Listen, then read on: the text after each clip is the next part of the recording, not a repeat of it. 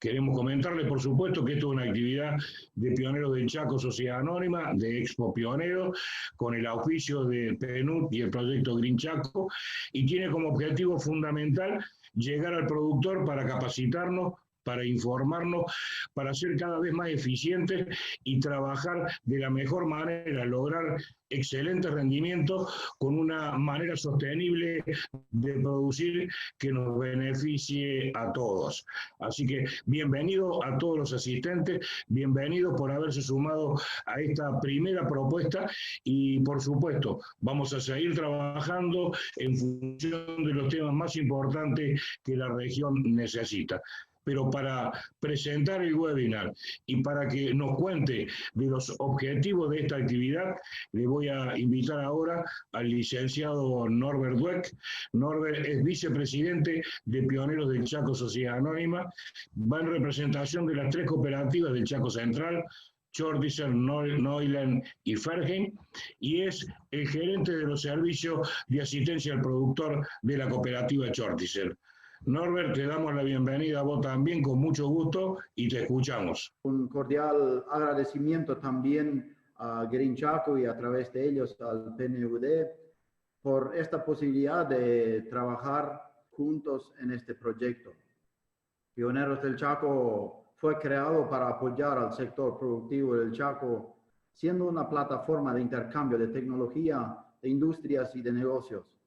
Pioneros del Chaco y las cooperativas no paran en su trabajo con y para el productor. Y ante esta situación de la pandemia que vivimos, además del trabajo permanente de los servicios agropecuarios, queremos seguir también el camino trazado de estar junto al productor chaqueño para llevarle la mejor información. La incertidumbre que nos trae esta pandemia, junto con la sequía severa que estamos viviendo aquí en el Chaco Central, generan diferentes desafíos muy grandes al productor, como también a toda la cadena de creación de valor de los productos originarios del agro, como también del agribusiness. La tecnología nos brinda esta posibilidad de estar comunicados a través de los sistemas de teleconferencia, con lo cual decidimos organizar una serie de webinar que hoy comienza irán hasta fin de año, con todos los temas que tenemos que capacitarnos para seguir produciendo más y mejor de la mano de los más importantes profesionales del mundo, tanto en ganadería de carne, en leche y en lo que es agricultura. Mi nombre es Luis Boneto, soy coordinador de eventos de Pioneros del Chaco Sociedad Anónima. Y ahora con mucho gusto vamos a compartir también la presentación en representación del Ministerio del Ambiente y Desarrollo Sostenible y como líder del proyecto Green Chaco, a la licenciada Graciela Miret, quien es directora de Planificación Estratégica del MADES, integrante de todo este gran grupo de organizaciones y ministerios que a través de Green Chaco nos han permitido trabajar juntos y llegar puntualmente al productor. Desde el Ministerio del Ambiente es una satisfacción poder dar esta capacitación a través del proyecto, porque nos preparamos también con ustedes a conocer más a través de expertos de estos temas que son súper apasionantes.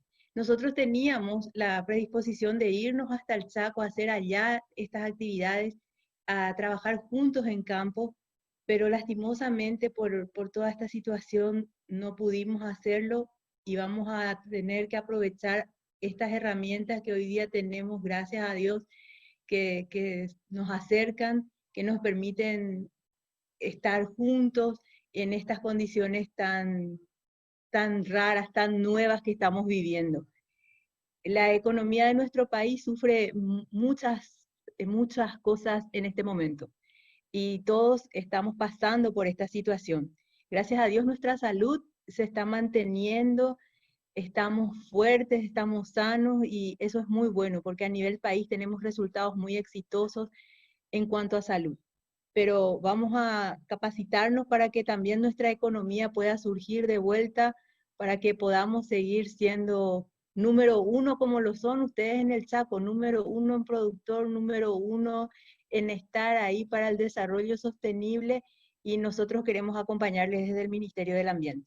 En el marco de este desafío y previo a la pandemia, todo el equipo técnico de las 3 cooperativas y Pioneros del Chaco decidimos llevar adelante una actividad que tuviera que ver con llegarle al productor de manera muy directa y compartirlo con él.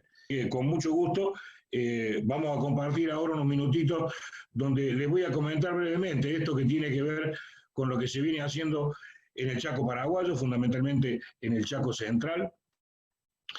Muchos productores que están asistiendo seguramente fueron parte de la jornada, así que a ellos los invitamos a recrear lo que pasó, y a quienes no estuvieron queremos comentarles de esta actividad que tiene que ver con ser cada vez más eficientes, cada vez mejores, y para eso hay que capacitarse y hay que aplicar la tecnología. Ese fue uno de los objetivos de esto que nosotros denominamos las jornadas de las buenas prácticas.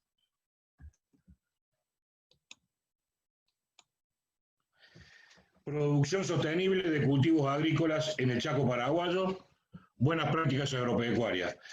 En función de esta nueva dimensión que va presentando el sector agrícola al Chaco, y a los efectos de empezar a trabajar como corresponde, teniendo a mano toda la información que hace falta para ser eficiente y para cuidar la producción y el ambiente, los equipos técnicos de la cooperativa desarrollaron este programa, que siempre en sus 2 actividades tuvo el auspicio y el apoyo del proyecto Green Chaco.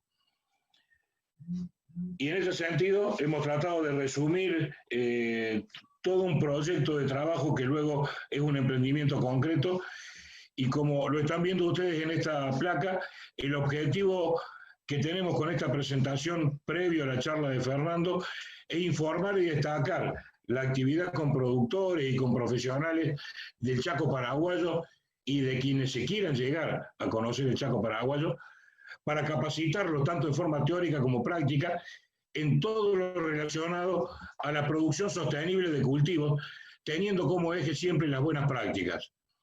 Así que ustedes lo ven aquí, los servicios técnicos de las 3 cooperativas.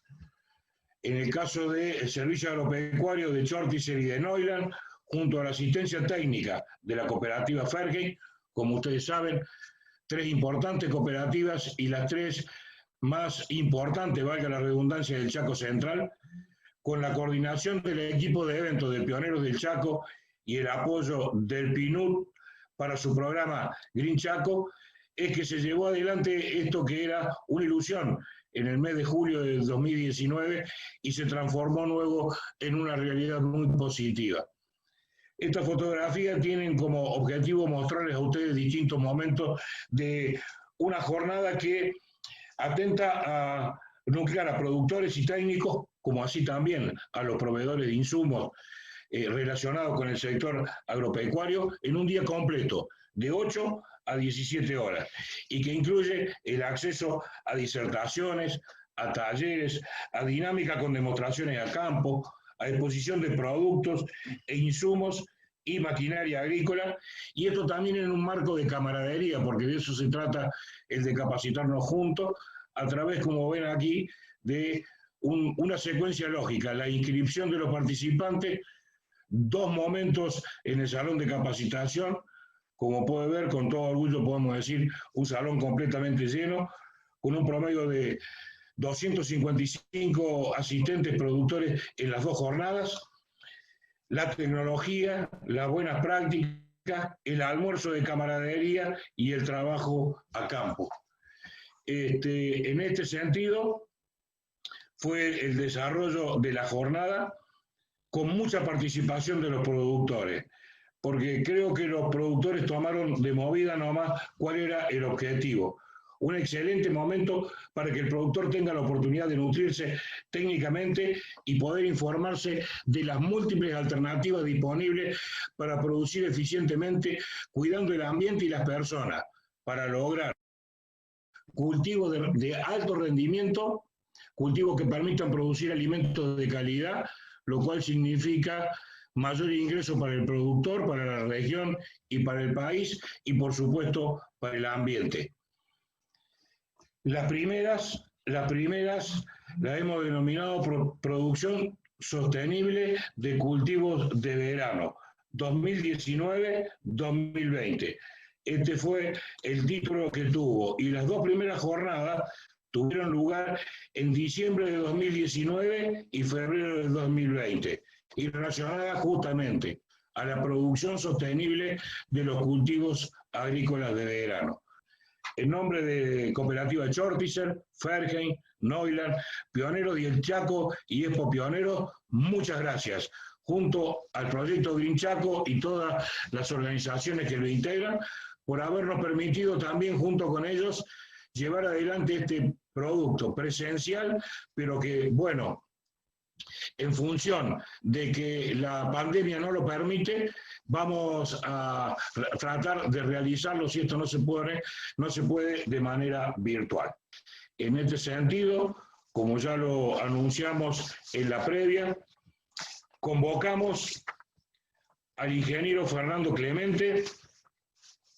El ingeniero Fernando Clemente es técnico, integra el staff técnico de una de las instituciones más prestigiosas de nuestro país, que es la Cámara Argentina de Contratistas Forrajeros.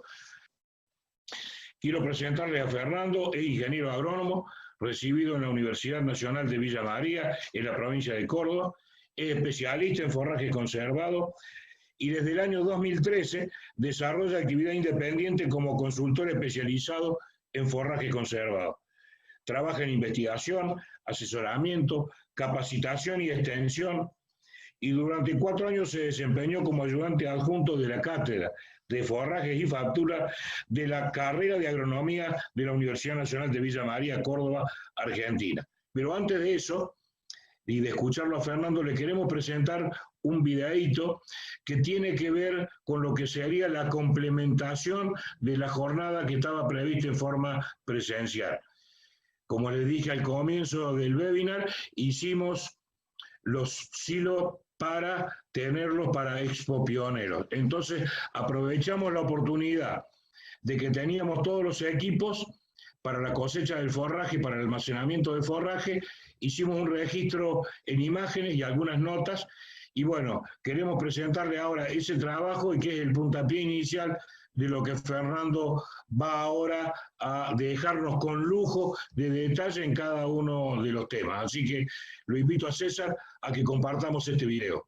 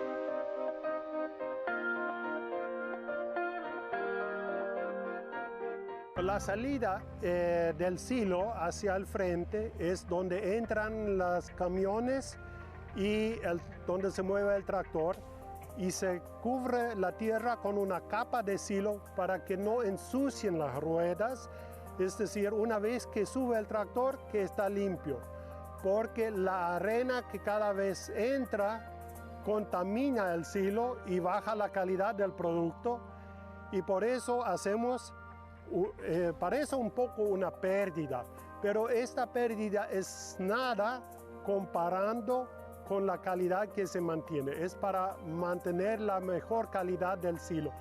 Por eso hacemos una salida según la cantidad de camiones y tractores que van a manejar, un poco más, un poco menos, pero que la rueda haga una vuelta entera por lo menos antes de entrar en el silo. Esta parte se desperdicia, pero es muy poco.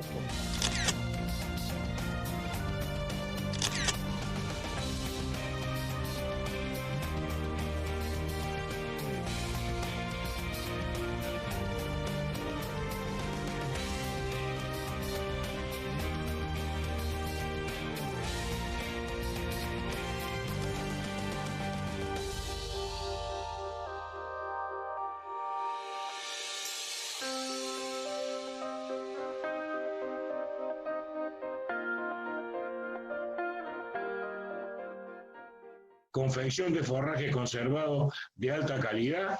Adelante, Fernando. Bueno, Luis, primero que nada agradecerte a vos, a todo el equipo de Pionero y de Green Chaco por la convocatoria. La verdad que hemos estado los últimos días trabajando juntos y es un placer.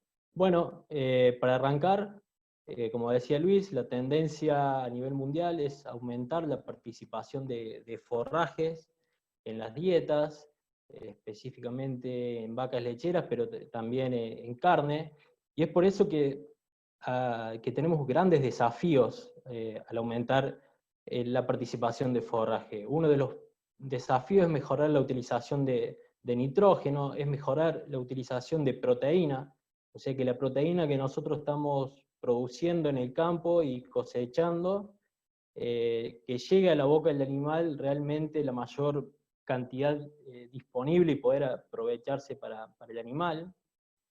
Mayor niveles de energía en silajes de maíz o sorgo, o sea, más almidón, hacer silajes mucho más energéticos. Si lo traducimos en esto, es hacer maíces y sorgos con gran participación de granos. Y como vamos a tener gran participación de fibra en estas dietas, uno de los desafíos, y el gran desafío, es aumentar los niveles de fibra digestible, o sea, que la fibra que nosotros le estemos dando a nuestros rodeos sea muy aprovechable para el ganado. Cuando hablamos de forrajes conservados, cuando hacemos un forraje conservado, tenemos dos objetivos. Uno que es nutricional, que es cosechar la mayor cantidad de nutrientes digestibles, que en definitiva esos nutrientes tienen que ser digestibles para que lo aproveche el animal, y a su vez, eso está muy relacionado porque si el animal aprovecha bien estos nutrientes, vamos a obtener un resultado económico eficiente, un mejor resultado económico, y nuestro objetivo económico es alta eficiencia de conversión, que esto significa que por cada kilo de alimento que nosotros le estamos dando a nuestros animales, a nuestros rodeos, producir la mayor cantidad de leche o de carne posible. Y cuando hablamos de un forraje conservado, estamos hablando de un método de conservación. Y conservación significa mantener y cuidar un material para que no pierda sus características y propiedades con el paso del tiempo. En este caso, sería mantener la calidad inicial, o sea, la calidad del cultivo en pie, hasta que llega a la boca del animal. Y es muy importante destacar que ningún proceso de conservación mejora la calidad inicial del material. Esto vamos a hablar a lo largo de toda la presentación. Es muy importante saber que para nosotros tener un buen alimento final, tenemos que tener un excelente cultivo. Existen dos grandes grupos de métodos de conservación. Uno que es a través de una atmósfera normal, o sea, quiere decir que los gases de la atmósfera no se modifican, y otro es a través de la atmósfera modificada. Lo que es atmósfera normal puede ser en grano seco, a través de silos de chapa y hormigón o celda, y también el heno, que puede ser en forma de rollo y fardo, que es uno de los temas que vamos a hablar durante la charla.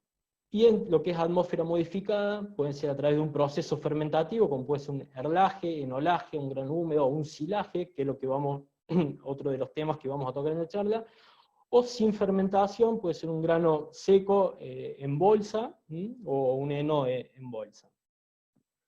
Cuando hablamos de los forrajes conservados, si seguramente le preguntamos a la mayoría de ustedes, se va a imaginar la enrolladora o la enfardadora en el campo con el pasto cortado, la picadora, la cosechadora de forraje cosechando para hacer el silo. Pero esto empieza mucho antes, empieza con una planificación, luego yo le llamo agricultura, pero es toda la parte de cultivo, desde la siembra hasta el momento de la cosecha, hacer el mejor cultivo, luego elegir el momento indicado de la cosecha y hacer una buena cosecha, un correcto almacenamiento y un correcto suministro y extracción. Esto es muy importante saber que cada paso que nosotros hacemos en falso en esta cadena, vamos a estar perdiendo calidad y cantidad final hasta cuando le llega a la boca del animal.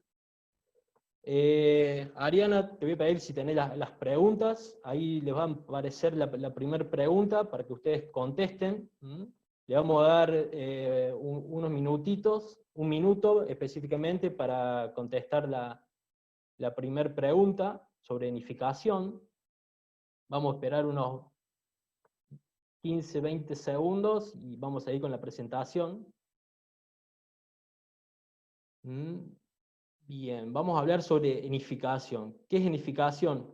Es un método de conservación a través de una pérdida de agua de los tejidos de la planta. O sea, cómo se conserva la calidad de este cultivo es extrayendo, evaporando todo el agua que tiene y dejando un material seco a una humedad donde no se puede desarrollar ningún tipo de microorganismo y que no pueda haber ningún proceso químico que me pueda deteriorar la calidad. Eso lo vamos a ver un poquito más adelante.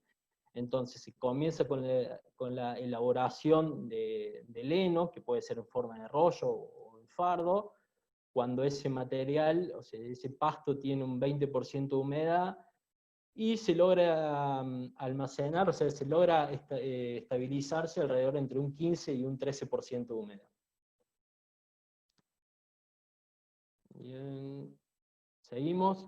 Como les decía, que ningún proceso de conservación mejora la calidad inicial del cultivo, o sea, tenemos que hacer una buena pastura para una buena producción de heno, para tener un heno de calidad, una buena composición de la pastura, sin presencia de maleza, con una buena sanidad de pastura, un buen volumen de planta, una buena densidad de planta, conocer el estado fenológico entre hoja y tallo de la planta para saber cuándo nosotros vamos a cortar para cosechar, eso lo vamos a ver, estructura de la planta, qué lote, que no sea un lote sucio, el higiene, que no sean lotes que mejor tengan heces de animales, que no esté sucio, porque todo eso va a ir después al heno, y ese heno va a ser el alimento a nuestro rodeo. Bien.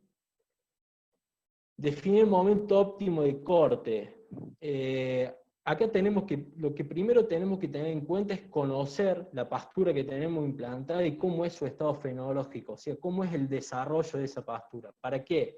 Porque lo que nosotros queremos es cosechar la mayor cantidad de volumen, o sea, cantidad con la mayor calidad.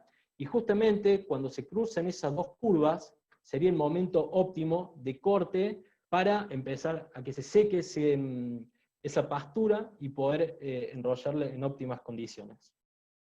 ¿Qué parámetros tengo que tener en cuenta a la hora del corte? Tenemos parámetros climáticos, temperatura, humedad relativa, radiación, velocidad del viento, humedad del suelo, lluvias. Todas estas condiciones climáticas me van a condicionar o me van a favorecer a la tasa de secación, o sea, a la velocidad que se me va a secar ese pasto. Yo quiero que ese pasto se seque lo más rápido posible para que esté en campo la menor cantidad de tiempo posible y no tengamos riesgo de lluvia y de deterioro de esa pastura.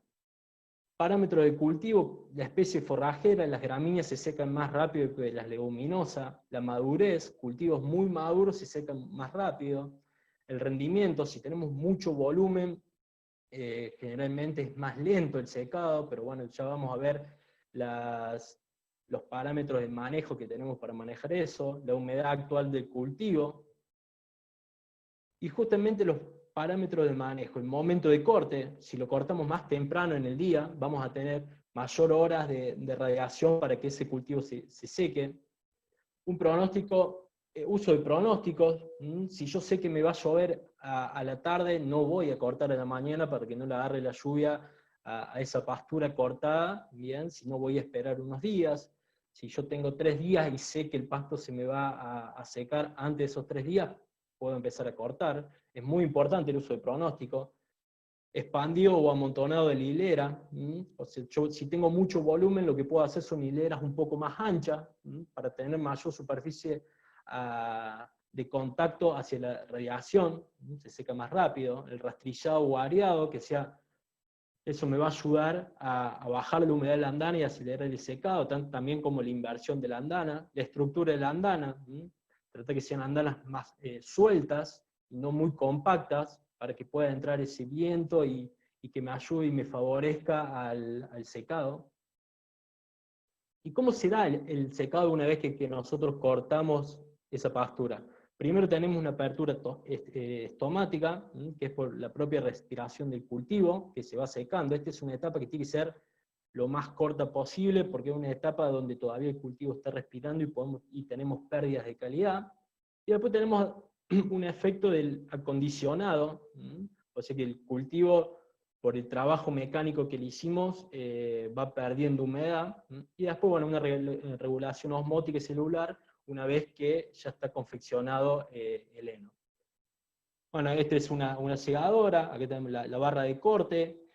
Esto es lo que yo les comentaba, el acondicionado. Son 2 rolos que van atrás de la barra de corte, que lo que hace, fíjense en esta figura, lo que hace que cuando entra la pastura, quiebra, o sea, no alcanza a romper, pero sí quiebra un poquito el tallo de esa pastura, y lo que hace es, me aumenta la superficie de deshidratación, o sea, me aumenta la superficie donde esta planta va a perder humedad y va a acelerar el proceso de secado de la planta.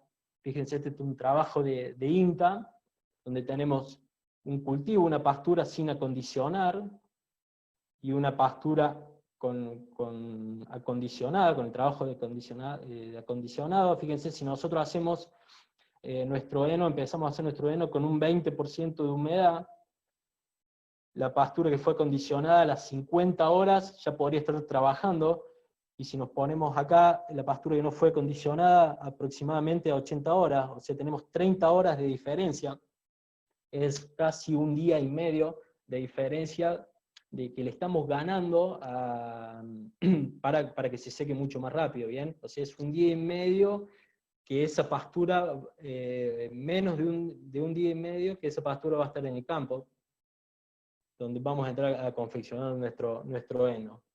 Bien, ¿y por qué hablamos del 20% de humedad? Fíjense este grafiquito, estos son el contenido de humedad de leguminosas, el contenido de humedad de gramíneas, y acá es cómo la dinámica de comportamiento de los microorganismos y enzimas, y reacción, esta reacción de Maillard, según la humedad del cultivo. Y fíjense en leguminosas, y fíjense en gramíneas, que a partir del 20% de humedad, ya prácticamente no tenemos actividad de ningún microorganismo ni enzima. Pero sí podemos tener algún peligro. Esta es una reacción de Maillard. Esta reacción de Maillard es una reacción química, donde se une una proteína y un azúcar, donde esa proteína luego de la reacción queda indigestible para el animal, o sea que el animal no la puede aprovechar, y se genera, dentro de esta reacción, genera calor. Y ese calor, a lo mejor a algunos de ustedes les ha pasado de confeccionar algún heno o algún rollo un poco húmedo, entonces si está húmedo y tenemos esta reacción, se genera calor, y al tener mucha presión, el pasto muy presionado, con mucha presión, se puede llegar a provocar incendios. Se provocan incendios muy graves. Entonces, por eso nosotros tenemos que empezar a confeccionar cuando tiene menor de 20% de humedad. Cuando una vez tiene 20% podemos empezar a confeccionar nuestro heno.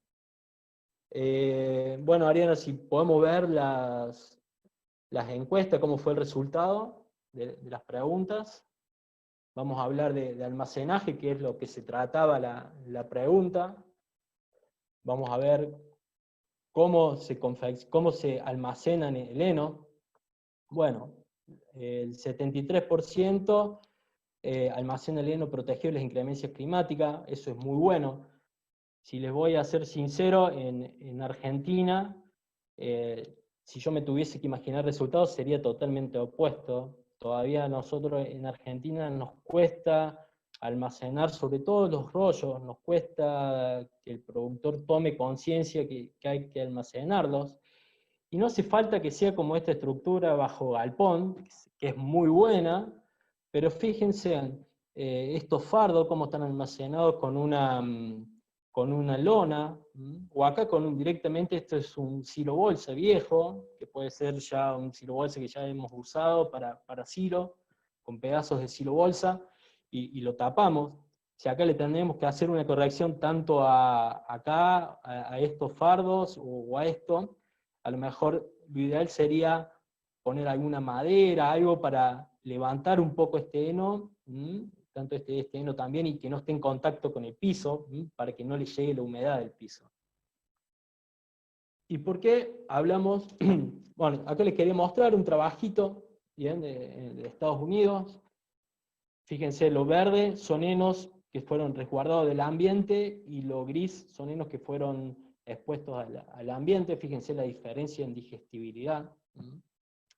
Es mucha diferencia, es muchas las pérdidas que tenemos almacenando nuestros henos en el ambiente. Y este es un trabajo que hicimos en la Universidad de Villa María, bien, donde hicimos son henos de moa, y fuimos monitoreándole la temperatura. Cuando bajamos los datos, nos encontramos con esta curva. Y fíjense, nosotros dijimos, bueno, ¿qué pasó acá? En el día 4. Cuando vamos al pronóstico vemos lluvia. O sea, ¿qué quiere decir esto? Que si bien acá hicimos todo bien, no tuvimos problema de almacenamiento, hicimos todo bien, confeccionamos el heno con 20% de humedad, todo, dejamos esos henos a la intemperie, llovió, y empezaron las reacciones de Maillard. Fíjense cómo se fue elevando la temperatura. O sea que una vez ¿esto qué nos indica? Que por más que nosotros hagamos todo bien el heno, el almacenamiento es clave en el momento, es clave para mantener la calidad que nosotros cosechamos y con la que hicimos el heno. Bueno, esto fue todo lo de heno. Antes de empezar el silaje, me gustaría que pongamos la segunda pregunta, Ariana, que es sobre este tema. Antes de empezar a desarrollar un poquito, vamos a hacer la misma metodología, vamos a dejar unos segundos y vamos a seguir.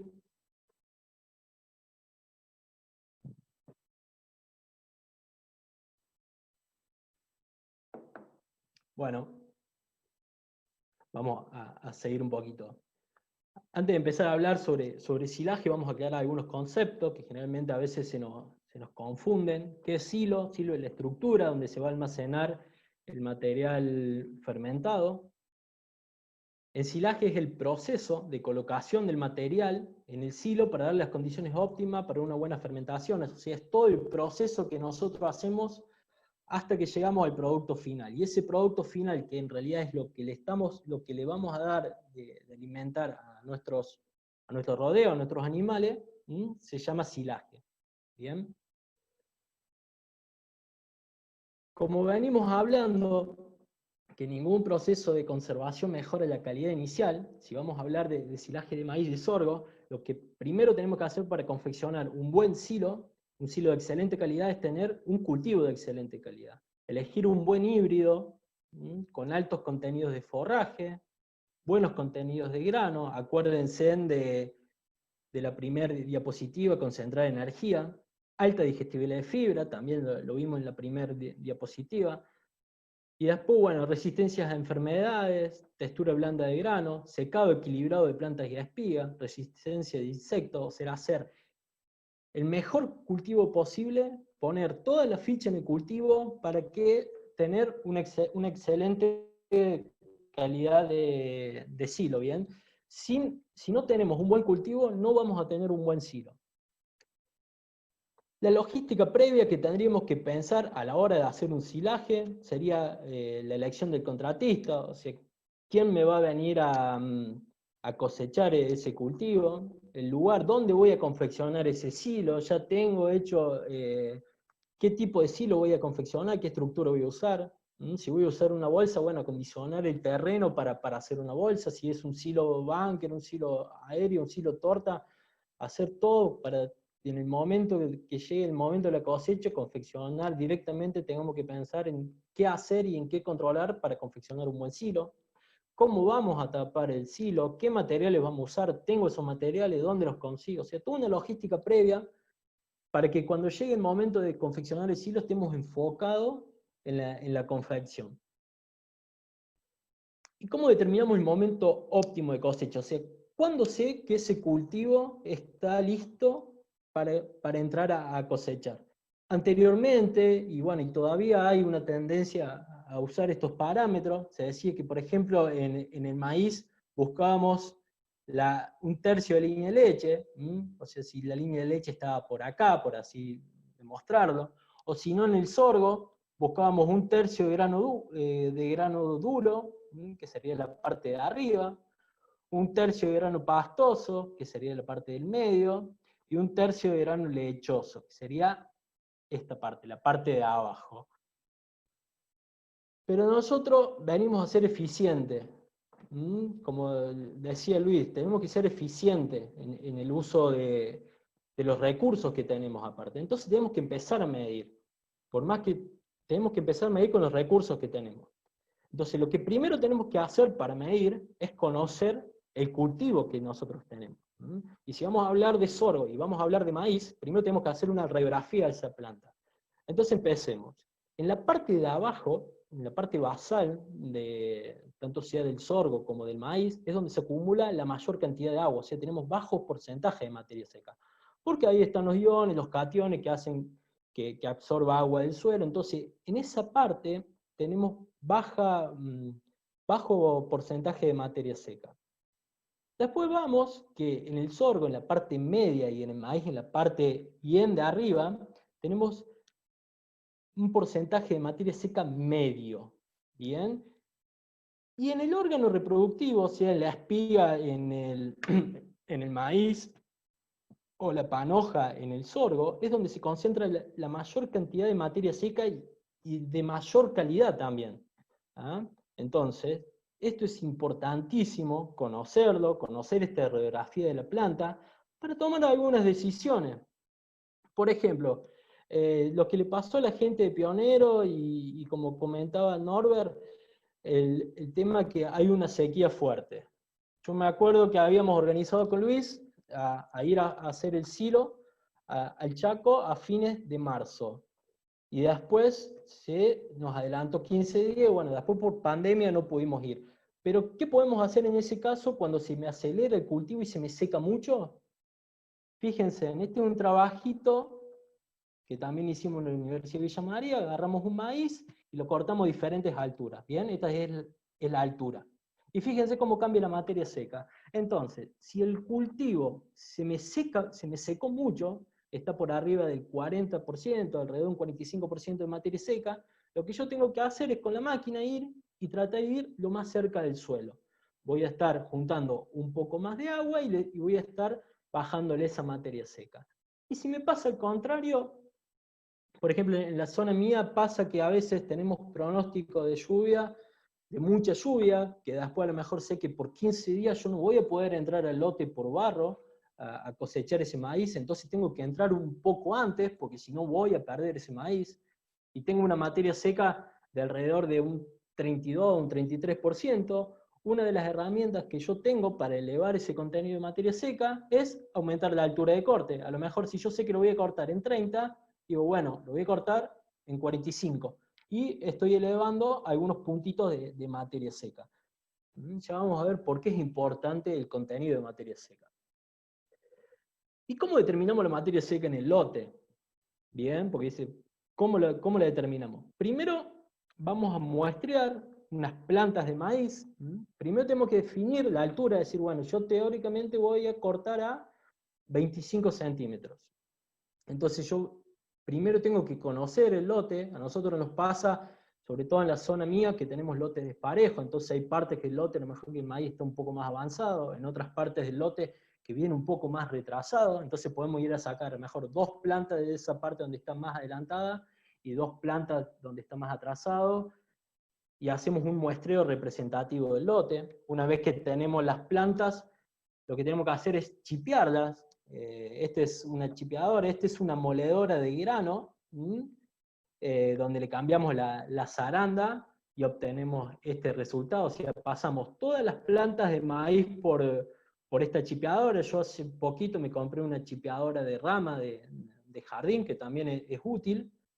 Juntamos todo el material de todas las plantas que nosotros muestreamos, mezclamos bien y hacemos una muestra, como se ve acá.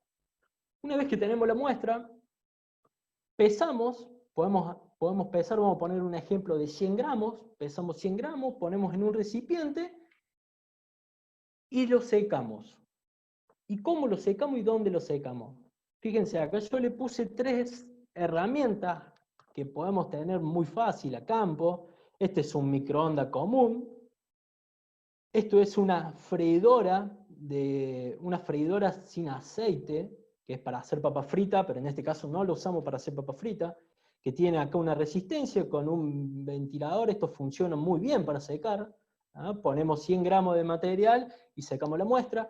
Y esto es un hornito eléctrico donde se le adapta como si fuese un ventilador, un cooler de computadora, para que saque todo el aire caliente y se vaya renovando el aire, lo mismo que esto, como si fuese una estufa de aire forzado. Entonces, a ese material que pesamos lo vamos secando. Por ejemplo, vamos a tomar el microondas, ponemos 5 minutos, volvemos a pesar, ponemos otros 5 minutos, volvemos a pesar, ponemos otros 3 minutos, volvemos a pesar, y así sucesivamente. ¿Hasta cuándo? Hasta que me dé 2 pesos consecutivos iguales. Por ejemplo, lo puse 5 minutos, me dio 50, lo puse 5 minutos, me dio 40, lo puse 3 minutos más y me dio 35. Lo puse 2 minutos y me volvió a dar 35. Perfecto. ¿Qué significa esto? Que yo saqué todo el agua que tenía el material y lo que me quedó ahí es toda la materia seca que tiene el material. Entonces, si yo puse 100 gramos y me quedaron 35, quiere decir que yo tengo un 35% de materia seca, que ya está listo para entrar a cosechar. Bueno, después si quieren, en las preguntas podemos desarrollar un poquito mejor el tema. La técnica sobre todo. El cultivo está listo para cosechar, empezamos con la cosecha y con la confección. Pero primero tenemos que conocer qué es lo que pasa dentro de esa masa una vez que nosotros lo ensilamos. Bien, primero hay una fase aeróbica, que por más que nosotros compactemos, por más que tratemos de sacarle la mayor cantidad de oxígeno posible, siempre algún remanente de oxígeno queda, y en esta etapa empiezan a actuar lo que son los hongos y levaduras. Consumen azúcares solubles y producen dióxido de carbono, agua y calor, o sea que me están consumiendo esos nutrientes que tiene el cultivo. Por lo tanto, esta es una etapa de pérdida que tiene que ser lo más corta posible. Tenemos que tratar de dejarle la menor cantidad de oxígeno posible a esa masa ensilada. Una vez que se consumió casi todo ese oxígeno, empieza la fase aeróbica. Y acá tenemos, yo lo voy a llamar como un partido de fútbol, y ustedes ya van a ver después por qué. Acá tenemos un partido de fútbol donde tenemos las bacterias ácido acética y las Clostridium como nuestro rival, y como nuestro equipo, o sea, nuestro compañero, nuestro equipo, son las bacterias ácido lácticas. ¿Por qué es nuestro equipo las bacterias ácido lácticas y por qué queremos que gane este partido que se llama fermentación? Porque las bacterias ácido lácticas son mucho más eficientes en el consumo de esos azúcares solubles, o sea que por cada molécula de azúcar soluble me producen gran cantidad de ácido láctico, y encima ese ácido láctico tiene un gran poder acidificante comparando a lo que es el ácido acético. Las bacterias ácido acéticas necesitan mayor cantidad de azúcares solubles para producir gran cantidad de ácido. ¿Y por qué nosotros queremos producir mucho ácido? Porque lo que nosotros estamos buscando es acidificar el medio, o sea, bajar el pH hasta niveles entre 4,1 y 3,8, 3,5, que son niveles de acidez donde ya ni siquiera ningún tipo de bacteria tienen actividad, o sea, se siguen desarrollando y me van a deteriorar el material. ¿Ok? Y acá llegamos a lo que es la fase estable. Que esa fase estable puede durar 1 mes, 2 meses, 3 meses, 6 meses, 1 año, 2 años o 3 años, siempre y cuando no entre ni oxígeno ni humedad. ¿Qué pasa cuando entra oxígeno? Lo vamos a ver un poquito más adelante, pero cuando entra oxígeno empiezan los procesos de deterioro a través de las levaduras, luego los hongos y empieza el proceso de deterioro. ¿Cuándo es ideal? O sea, ¿cuándo sería lo ideal que empiece que se rompa esta fase estable? Cuando nosotros vamos a abrir el silo para comenzar a consumir ese material y dárselo a nuestros animales. Después vamos a ver qué tenemos que hacer para que siempre el animal le llegue alimento fresco. Entonces, como le decía, nosotros nos vamos a posicionar como que somos los cancheros. Bien, los cancheros en realidad somos los que tenemos que preparar la cancha para ese partido que es la fermentación. Nuestro equipo, como dijimos, son las bacterias ácido lácticas y nuestros rivales son hongos y levaduras, que si nosotros le sacamos todo el oxígeno, no van a tener actividad, ¿bien? Y los clostridium y los ácidos acéticos, a diferencia de las bacterias ácido lácticas, no les gusta mucho la cancha seca, o sea, les gusta jugar en cancha húmeda. Entonces tenemos 2 parámetros a tener en cuenta para dejarle esa cancha para que las bacterias ácido lácticas ganen el partido. O sea, sacarle todo el oxígeno y darle las condiciones, o sea, darle una cancha seca donde las bacterias ácido lácticas mejor se sienten y le van a ganar el partido a las bacterias ácido acéticas. ¿Cuál es el porcentaje ese de materia seca? A partir de 35-36% de materia seca. O sea, nosotros cosechamos nuestro cultivo cuando tenga 35-36% de materia seca, y ahí le estoy dando las condiciones para que las bacterias ácido lácticas ganen el partido de la fermentación. Bueno, primero, antes de seguir con el tema inoculante, me gustaría ver los resultados de la encuesta, a ver cuál es el porcentaje de uso de inoculantes. Fíjense, bien, el 61% usa inoculante, está perfecto. Nosotros en Argentina lo que es cultivo de maíz y sorgo, estamos alrededor de un 40% de las hectáreas totales que se ensilan de maíz y de sorgo, el 40% se utilizan inoculantes. Todavía tenemos mucho para crecer y seguir capacitando. ¿Pero qué es el inoculante? Primero tenemos 2 tipos de inoculante. Vamos a ver acá. Primero, los inoculantes de primera generación, que son bacterias homofermentativas, se quiere decir bacterias que producen un solo ácido. En realidad son bacterias ácido lácticas que producen solamente ácido láctico. Esos son inoculantes de primera generación. Y hay otro tipo de inoculante que son de segunda generación, que son bacterias homofermentativas, o sea, son estas bacterias ácido lácticas que producen solamente ácido láctico. Y hay bacterias también heterofermentativas, que no solamente producen ácido láctico, sino que producen un cierto porcentaje de ácido acético. ¿Y por qué es bueno tener un porcentaje de ácido acético? Porque el ácido acético, cuando nosotros abramos el silo y empieza a entrar el oxígeno, va a retrasar el deterioro. ¿Cómo retrasa el deterioro? Es como que le frena el crecimiento a las levaduras y a los hongos.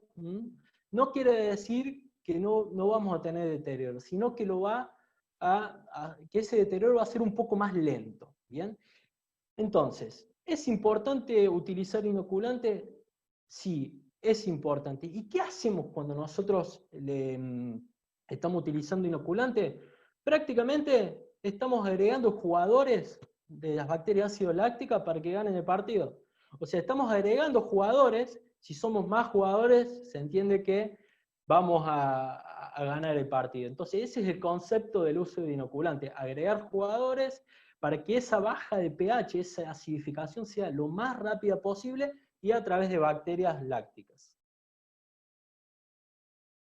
Les quería aclarar que el uso de inoculantes no significa que me vaya a mejorar si yo hice algo mal antes. O sea, como yo les mostré, esto es una cadena. Cualquier cosita que nosotros vamos haciendo mal en ese proceso, no lo vamos a mejorar con nada en el proceso, pero sí podemos ir incorporando y controlando ciertos procesos para mantener, no perder, sino mantener la calidad y poder llegar a una calidad óptima o una excelente calidad para nuestro ganado. Bien, entonces control de cosecha. ¿Qué tenemos que controlar en el momento que estamos cosechando o estamos confeccionando el silo? Primero, la altura de corte, que ya dijimos para qué la altura de corte. Si medimos, fíjense acá, también puse materia seca.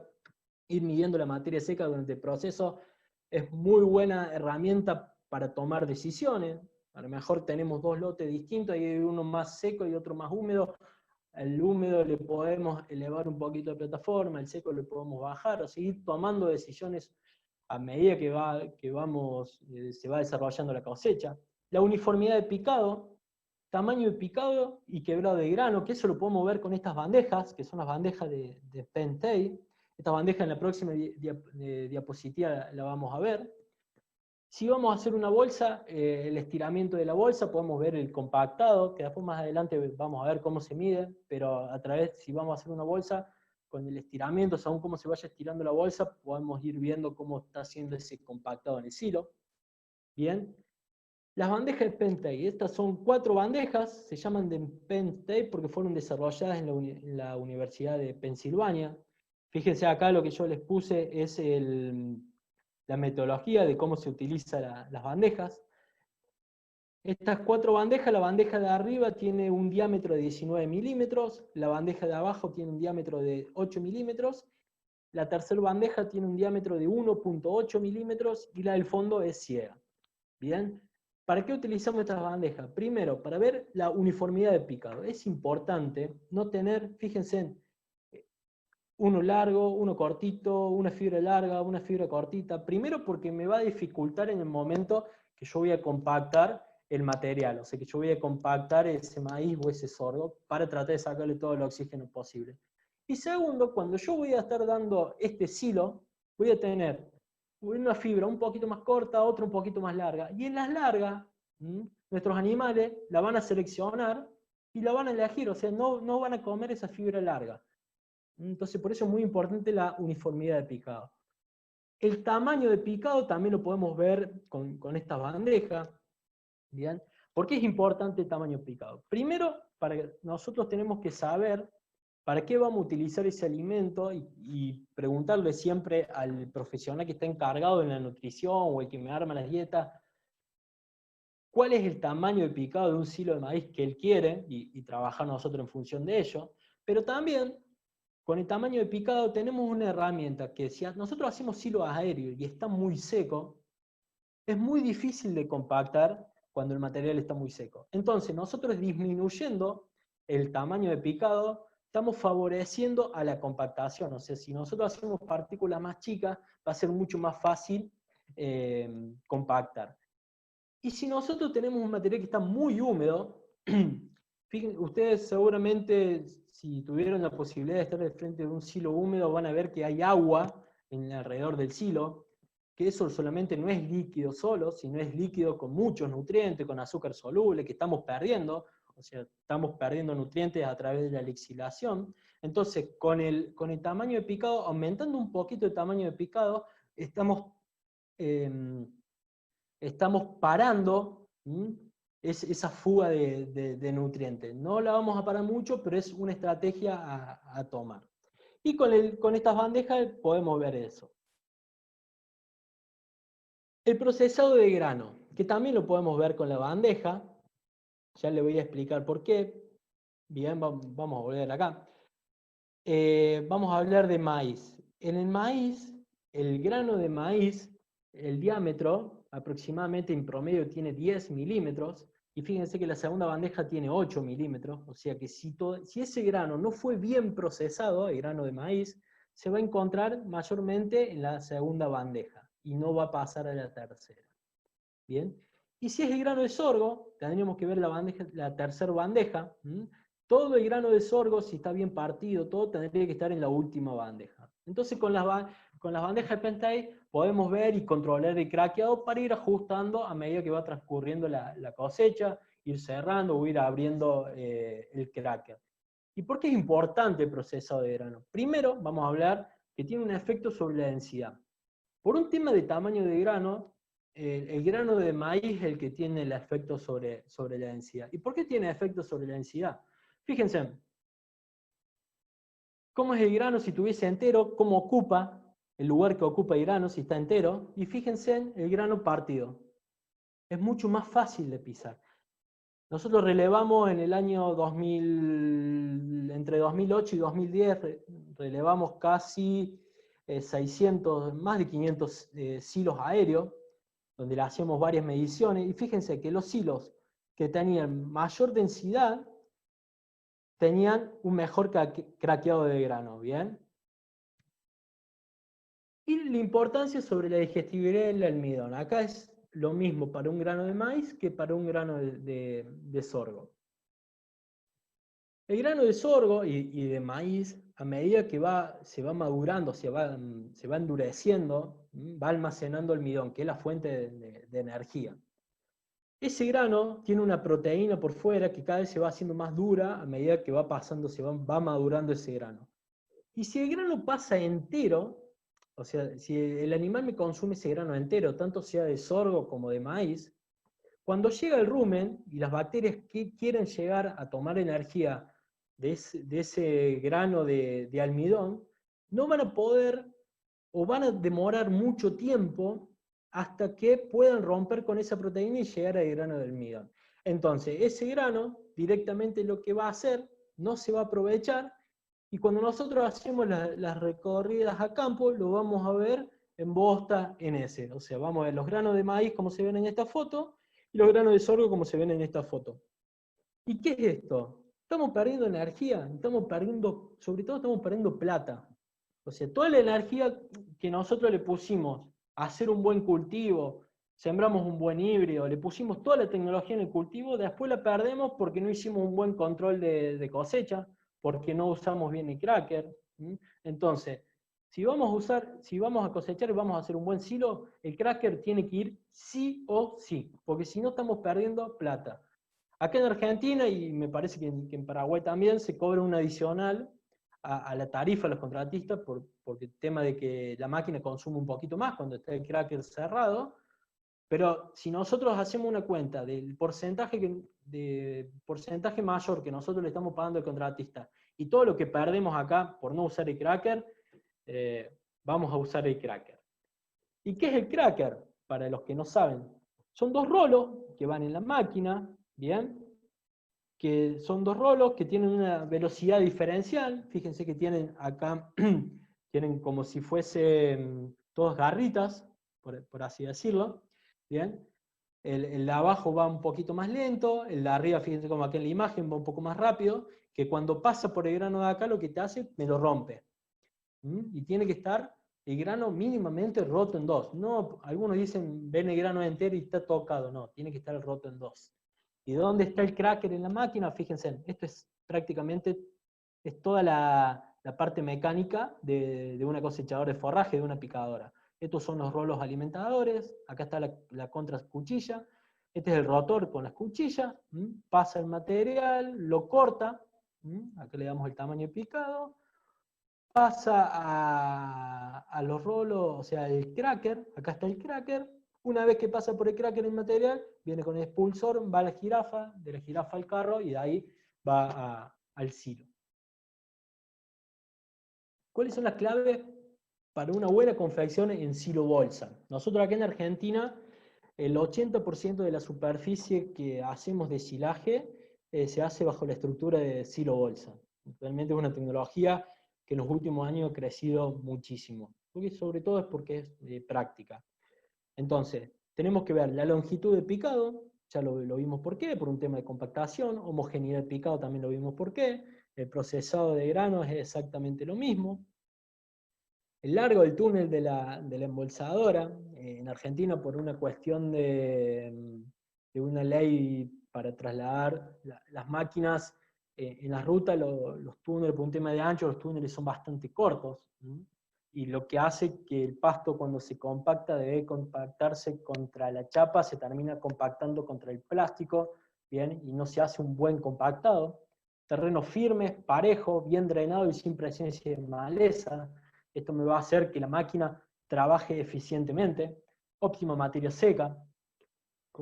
En bolsa nosotros tenemos estudiado que la materia seca óptima en un silaje de maíz, donde tiene un muy buen compactado y una buena capacidad de almacenamiento, está entre un 38 y un 40% de materia seca. Lo que es silos aéreos, ya por arriba del 38 de materia seca, se dificulta un poco pisarlo, entonces en silos aéreos tendríamos que trabajar entre 38 y 35% de materia seca. Uso de inoculantes, lo mismo, y el clima. ¿Por qué el clima? Nosotros acá en Argentina, en enero, específicamente en la zona mía, hay zonas donde hace más calor, en enero cuando hacemos los maíces tempranos, los maíces de primera, estamos cosechando a las 3 de la tarde con 35, 36 grados, y el plástico, al tener grandes temperaturas, se estira mucho. ¿Y cuánto tenemos que estirar? Las bolsas traen una regla donde tenemos que estirar el plástico no más de un 10%, ¿bien? Porque a partir de que nosotros estiramos más del 10%, se pierden las características iniciales de ese plástico, ¿bien? A diferencia, ¿por qué pongo clima? Porque a diferencia de lo que nosotros cosechamos tardío o de segunda, que estamos cosechando en últimos días de marzo, hasta te diría que hasta mayo, donde tenemos máxima a las 3 de la tarde, un lindo día de 25 grados, ¿bien? Entonces el calor no nos influye tanto y podemos trabajar tranquilo, que no se nos va a romper la bolsa. Entonces, vamos a las claves para lograr una buena confección de silo. Bueno, acá ustedes van a ver algunas fotos que me pasaron desde del Chaco paraguayo, así que se van a sentir un poquito, traté de poner algunas fotos para que se sientan representados también. Una buena compactación justamente es para sacarle la mayor cantidad de oxígeno a ese material. Ya no estamos hablando más de tapado, estamos hablando de hermeticidad. ¿Qué quiere decir esto? Que el material tiene que estar hermético al oxígeno, ¿bien? No solamente un buen tapado, sino hermético, o sea, no tiene que entrar oxígeno por ningún lado. Uso de inoculante, óptimos niveles de materia seca, como ya les dije, en silos aéreos tenemos que estar entre un 38 y un 35% de materia seca, y un correcto dimensionamiento. Ya después vamos a hablar de dimensionamiento, pero prácticamente dimensionamiento quiere decir las dimensiones que va a tener nuestro silo, ¿bien? A la hora de confeccionarlo, y ya vamos a ver por qué es tan importante. Entonces, cuando hablamos de compactación, estamos hablando de densidad. ¿Y qué es densidad? Densidad es la cantidad de forraje almacenado en un volumen o un espacio de silo determinado. ¿Bien? ¿Y por qué es tan importante? Porque conjuntamente con la materia seca determina la porosidad del silaje. ¿Qué quiere decir esto? Mientras más cantidad de material tengamos en una superficie determinada, menor porosidad vamos a tener y menor cantidad de oxígeno remanente, ¿bien? Vamos a dejar. Entonces esa primera fase del proceso de ensilaje, como vimos en la segunda filmina del silo, esa primera fase aeróbica va a ser lo más corta posible. Mientras menos aire le dejemos, más corta va a ser, ¿bien? Entonces eso define el nivel de daño que va a sufrir el silo. Y fíjense este trabajito en Estados Unidos, fíjense los niveles de pérdida de materia seca según la densidad. Fíjense, pasamos de un 20 a un 16 con 240. Nosotros decimos que la densidad mínima de un silo aéreo tiene que estar en 240 kilos de materia seca por metro cúbico. A partir de ahí vamos a tener pérdidas normales en el proceso fermentativo.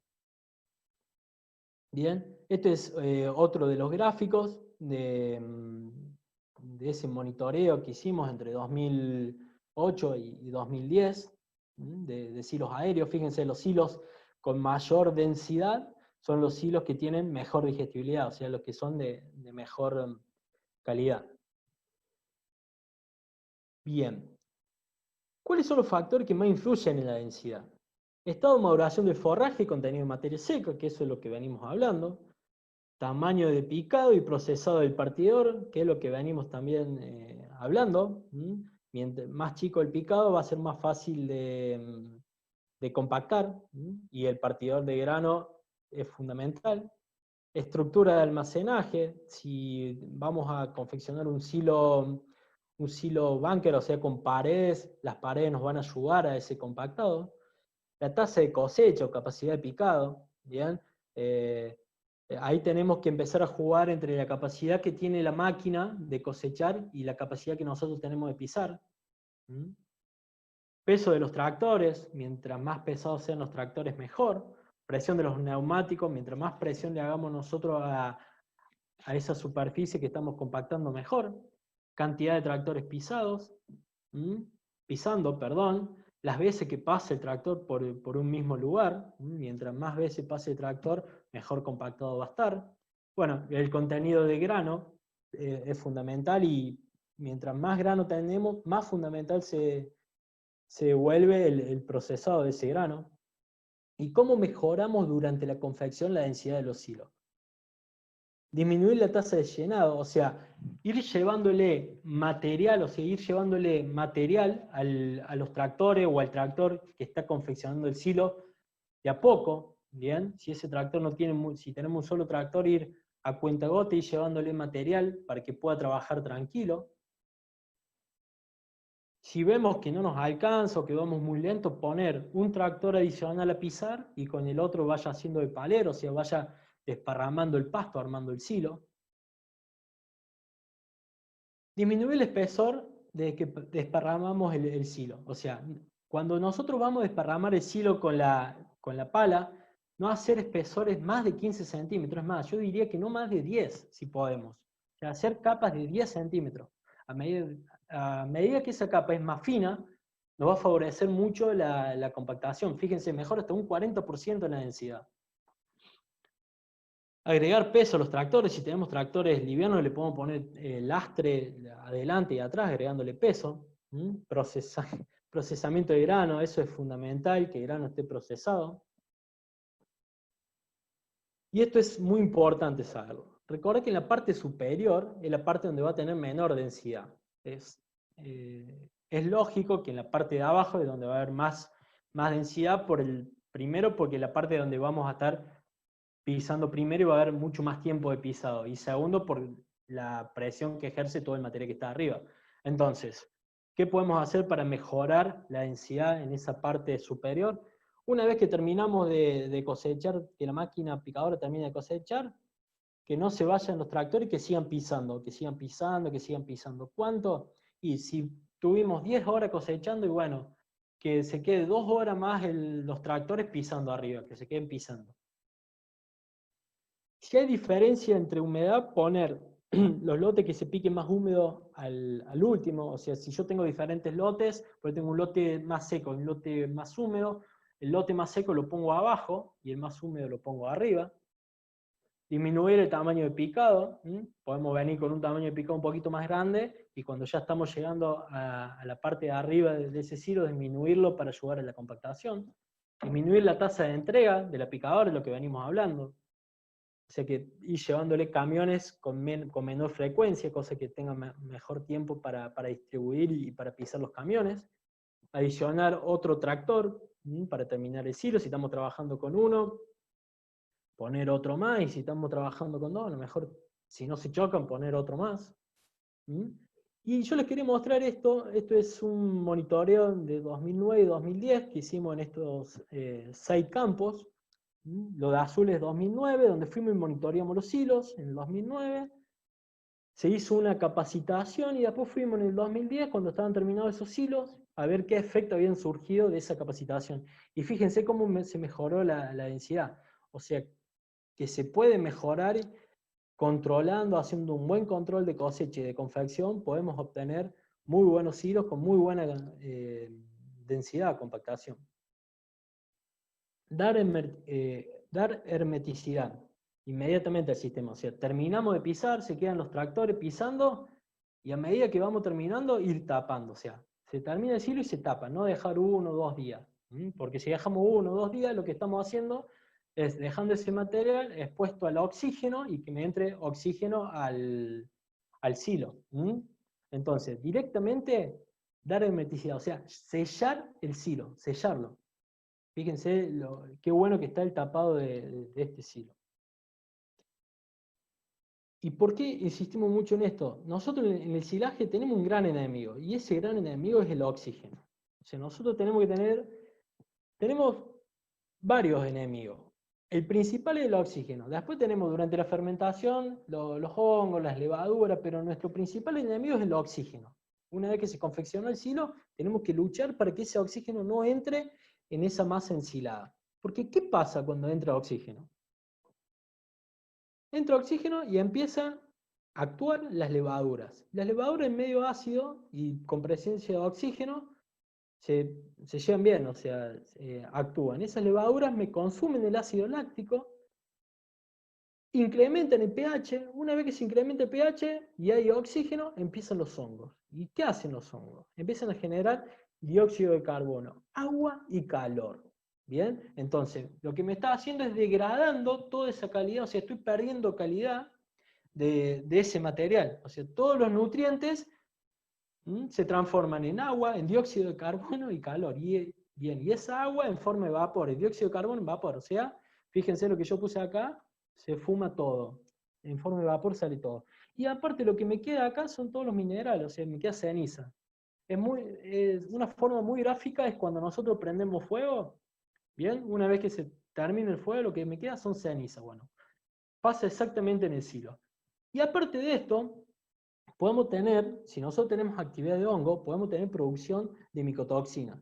Y las micotoxinas son mecanismos de defensa de los hongos frente a algún estrés, y las micotoxinas nos pueden traer consecuencias productivas, como si es aborto en los animales, pero también hay una micotoxina que se llama aflatoxina, que no hay forma de eliminarla, con ningún proceso industrial se elimina, y lo podemos estar consumiendo nosotros. Y se ha estudiado que la aflatoxina es cancerígena, o sea, nosotros podemos estar consumiendo alimentos con aflatoxina y nos pueden producir cáncer. Entonces, por eso es muy importante este tema.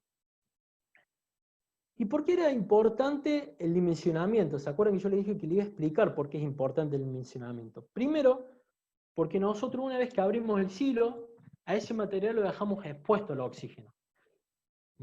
Y si nosotros tenemos que tratar que ese material que dejamos expuesto al oxígeno esté la menor cantidad de tiempo expuesto al oxígeno. Cosa que cuando nosotros vayamos a alimentar a nuestros animales con ese material, sea un material fresco y de calidad. ¿Bien? Y está estudiado que el silo, por más denso que esté, por más denso que esté ese silo, el oxígeno entra 1,5 metros adentro de la cara que nosotros vemos. ¿Bien? Entonces, si nosotros sacamos 10 centímetros por día de ese material, cuando nosotros llegamos al 1,5 metros, que hoy está 1,5 metros, van a pasar 15 días. Cuando nosotros llegamos y le queremos dar al animal ese silo, le vamos a estar dando ceniza. Le vamos a estar dando un alimento de muy baja calidad. Entonces, nosotros tenemos que dimensionar, o sea, hacer la estructura de ese silo, sabiendo cuánto alimento nosotros vamos a consumir por día, y cuánto nosotros podemos extraer de frente de la cara, y cuánto tendría que ser mínimo 50 centímetros por día. O sea que si yo saco 50 centímetros hoy, 50 centímetros mañana, yo ya pasado mañana, o sea en 3 días, llego al 1,5 metros.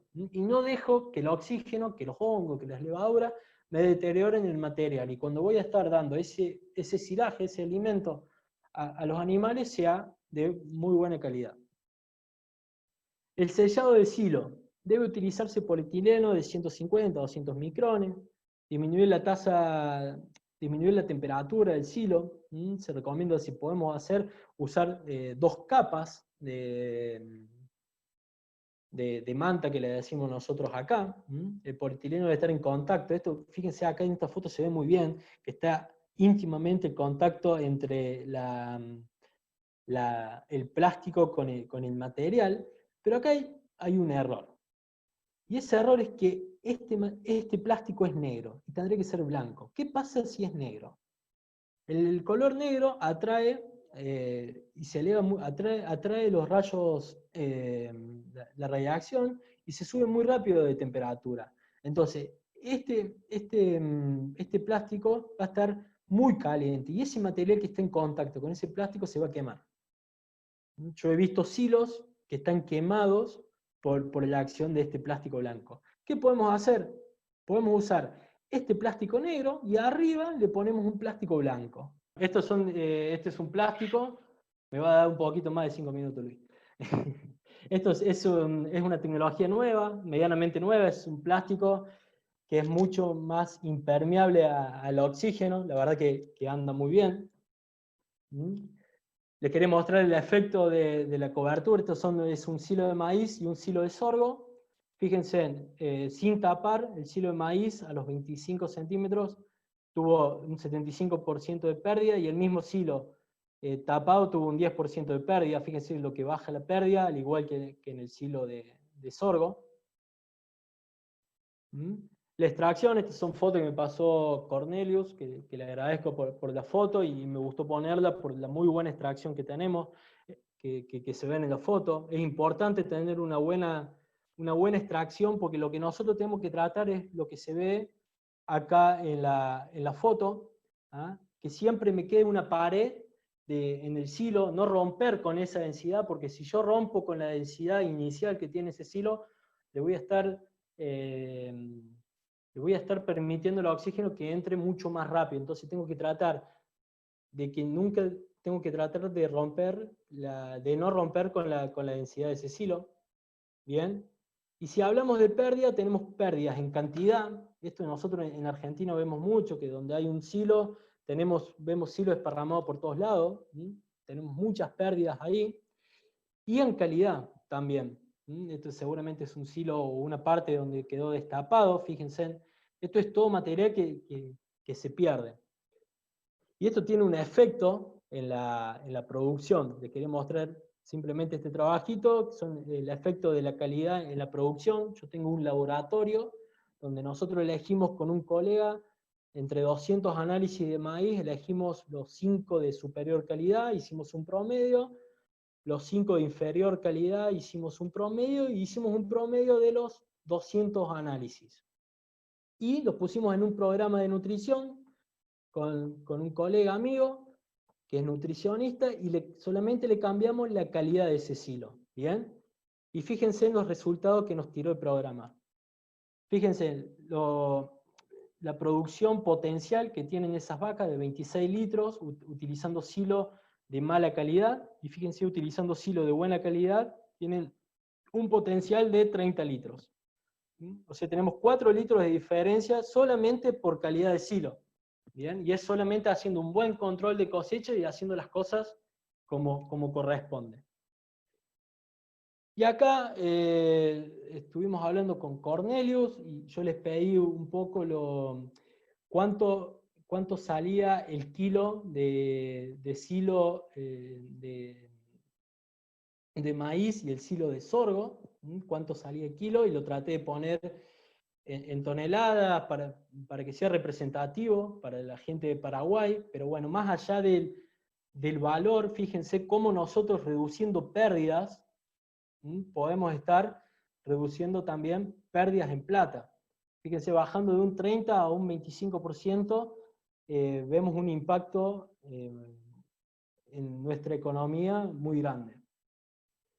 Conclusiones: en heno, controlar la materia seca a la hora de confeccionar el heno. Tenemos que ir controlando la materia seca para confeccionar siempre con un 20% de humedad, es un 80% de materia seca.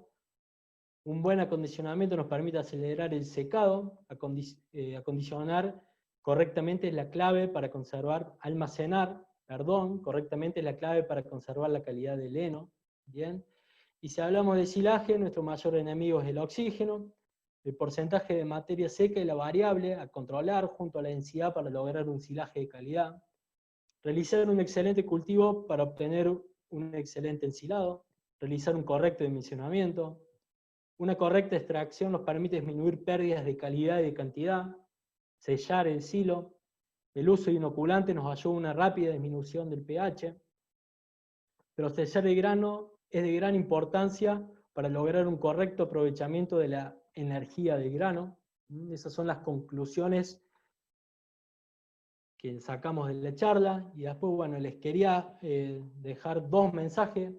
Uno es una frase que que utilizo mucho y me gusta utilizar mucho, que es del doctor Pedro Mendoza, que es: todo lo que se hace se puede medir, solo si se mide se puede controlar, solo si se controla se puede dirigir, y solo si se dirige se puede mejorar. Yo creo que he tratado de poner cosas simples que podemos ir año tras año mejorando y midiendo, ¿bien? Y no tenerle miedo a los resultados, porque si nosotros empezamos a medir y no tenemos buenos resultados, ya sabemos dónde poner el foco y mejorar. Y seguramente el año siguiente vamos a mejorar un poquito, y así hasta llegar a los objetivos que nos planteemos. Y después, otra de las conclusiones que a mí me gusta siempre destacar es que somos productores de alimentos y nuestro gran desafío es hacer alimentos de calidad. Y busqué una definición del doctor Jorge Nader, que es consultor internacional de la FAO, que dice que calidad es el conjunto de características de una identidad, en este caso un alimento, que le confiere la aptitud para satisfacer las necesidades reales, implícitas o implícitas de los consumidores. O sea que nosotros no tenemos que estar pensando en nuestros animales, para alimentar nuestros animales, sino que tenemos que estar pensando que todo lo que nosotros estamos produciendo va a ser, ojalá en esta parrilla, en este asado, o en productos lácteos. O sea que en definitiva vamos a estar consumiendo todo lo que producimos, vamos a estar generando alimento para la población.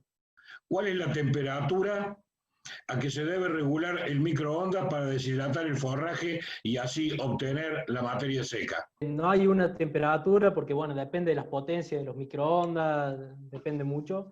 Lo que yo les recomiendo para las primeras veces, para que no se les queme el forraje, es poner un vaso de agua adentro del microondas con algún palito de madera y bajar la potencia del microondas a un 50%, va a ser un poco más lento, pero bueno, para que le vaya agarrando la mano. ¿Hay diferencia en la digestibilidad entre sorgos con y sin tanino en los granos? Lo que quería destacar es que a veces el craqueado del sorgo, por el tamaño del grano, es muy complicado, es difícil, y a veces las máquinas, yo siempre como objetivo le pongo entre un 50 y un 60% del total de grano que esté craqueado en sorgo. El maíz, no hay tutía, sí o sí tiene que estar el 100% de los granos craqueados. ¿Siembro maíz o sorgo? Considerando que el quebrado de grano de sorgo es complicado, pero tengo condiciones climáticas adversas muchas veces. Bueno, ahí hay que hacer un estudio un poquito más detallado de la zona, como dice la pregunta, de ver también los rendimientos que tengan distintos cultivos. La conclusión es que si donde podemos sembrar maíz, siempre es mejor el maíz, ¿bien? Pero bueno, hay zonas donde no podemos sembrar maíz, el sorgo es muy buena alternativa, muy buena alternativa. Perfecto. Otra pregunta dice, hay varias preguntas, ¿eh? ¿Cómo estimar rendimiento de una parcela de sorgo o maíz para ensilar? Bien. Primero tenemos que conocer el lote, ¿bien? Para saber dónde ir a muestrear. Una vez que vamos al lote, medir, vamos a poner 10 metros, medimos 10 metros, contamos la cantidad de plantas por surco que hay en esos 10 metros, ahí hacemos una regla de 3 según según la cantidad de, o sea, según cómo esté separado cada hilera, ¿eh? Para sacar y calcular la cantidad de plantas por hectáreas que tengo. Cortamos la planta entera y pesamos 3 plantas, ¿bien? Y sacamos el peso que tiene una planta promedio de ese lote. Y ahí luego, si yo tengo 60.000 plantas y cada planta pesa, vamos a poner 1 kilo, el rendimiento por hectárea sería de 60.000 kilos. Eso es rápido como se calcula, tanto para maíz como para sorgo, igual.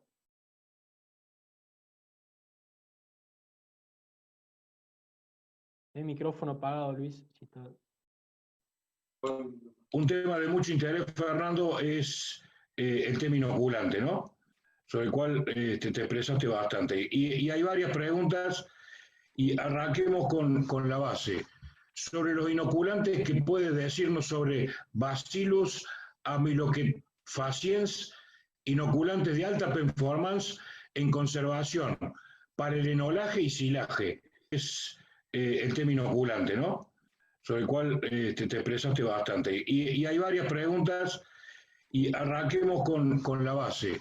Sobre los inoculantes, ¿qué puedes decirnos sobre Bacillus amylocefaciens, inoculantes de alta performance en conservación para el enolaje y silaje?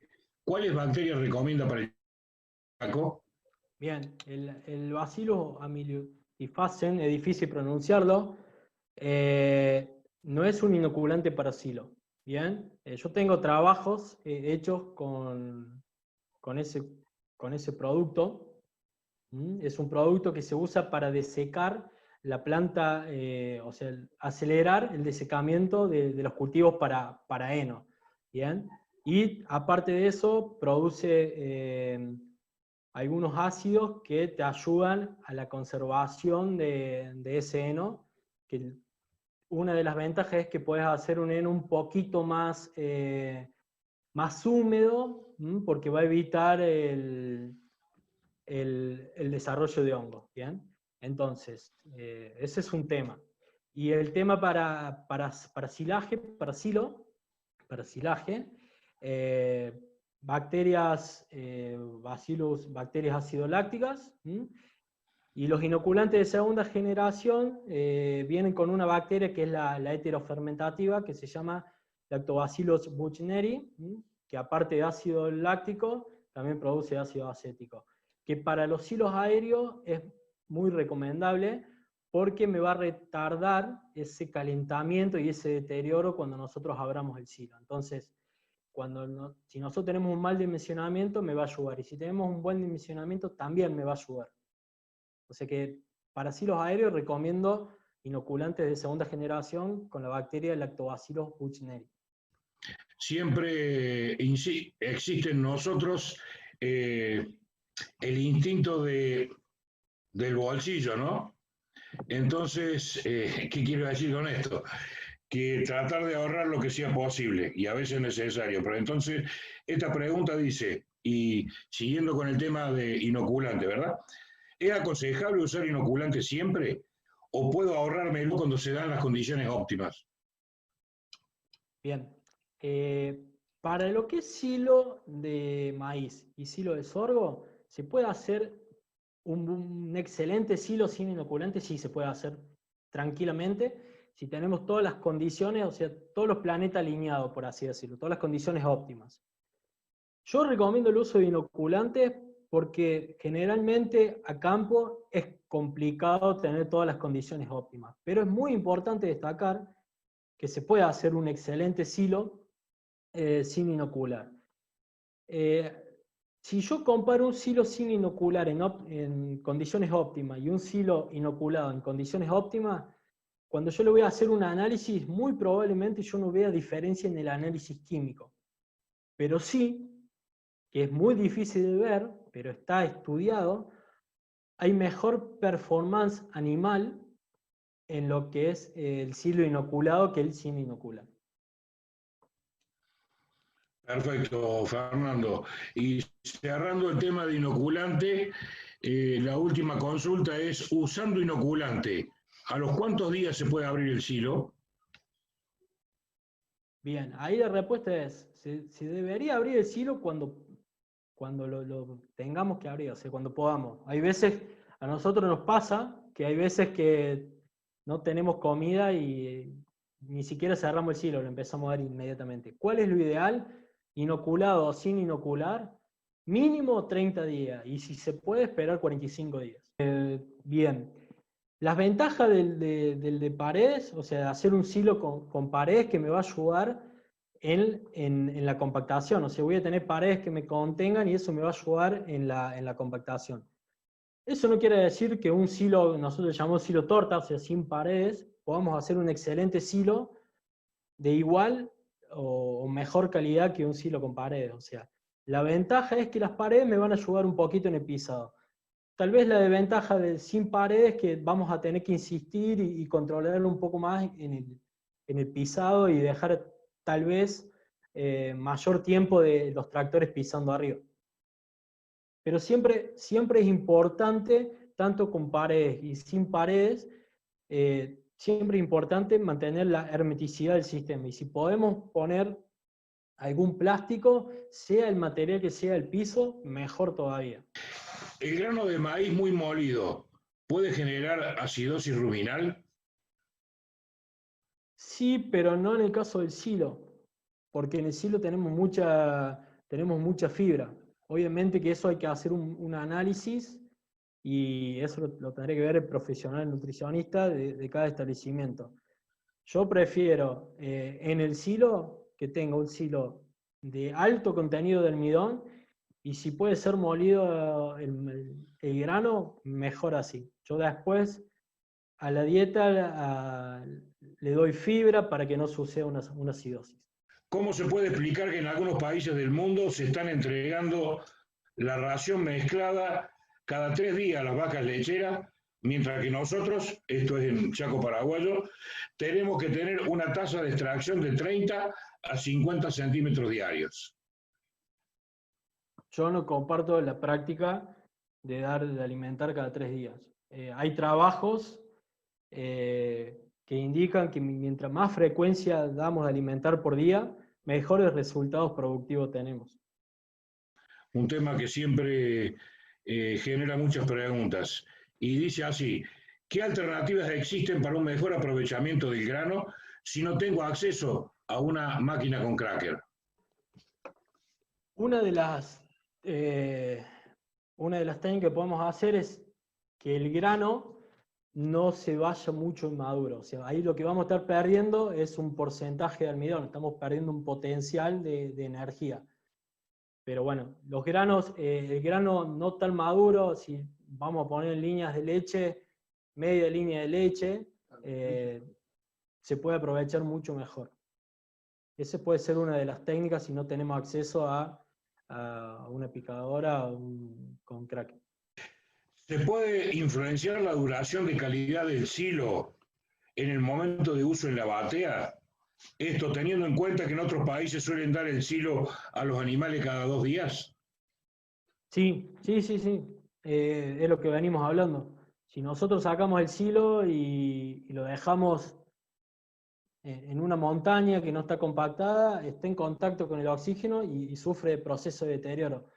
Si vamos a hacer esas técnicas, con más razón es importante utilizar inoculantes con esta bacteria que es Lactobacillus buchneri, que eso me va a retrasar o me va a disminuir las pérdidas que voy a tener en ese proceso. Cuando se utiliza silo de autoconsumo, ¿cómo se controla la abertura del silo para que el oxígeno no afecte la calidad del mismo? Primero, una de las técnicas, de vuelta, es con el Lactobacillus buchneri, usar ese tipo de inoculante. Es una de las técnicas que tenemos para silos de autoconsumo. Y después es no hacer varias bocas alrededor del silo y armar grandes ventanas para que ingresen oxígeno, sino tratar de tener controlado, yo sé que a veces es muy complicado, pero tener altas tasas de consumo, ¿bien? De ese silo, abrir la boca del silo nomás y tratar de que los animales avancen la mayor cantidad de metros posible por día. Buenas noches a todos, muchísimas gracias por participar y será hasta la próxima.